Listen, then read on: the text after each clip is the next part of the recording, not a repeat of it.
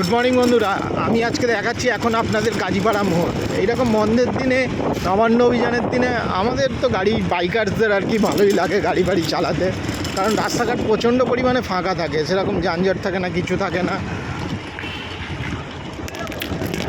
আমার দিকে সব খোলাই ছিল, তারপর 12টা থেকে বন্ধ করে দিচ্ছে। আমি জাস্ট আমাদের যে একটা বাইকের গ্রুপ ছিল, সেই বাইকের গ্রুপটা ছেড়ে দিয়েছে, পরে কাজীপাড়া মোড় বন্ধ হলো।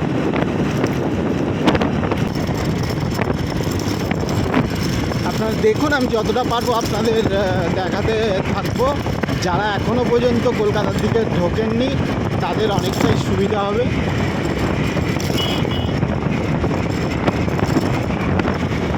পরে যারা কোনা এক্সপ্রেস দিয়ে আসছেন, কোনা এক্সপ্রেসের ওখানেও বন্ধ করা রয়েছে।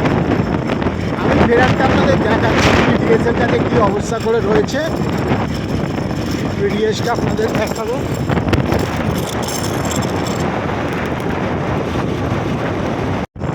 এই যে সিবোস রোড দিয়ে নামলাম, দ্বিতীয় হুগলি সেতু ক্রস করে এজি সিবোস ফ্লাইওভার দিয়ে নামছি পিডিএসের কাছে।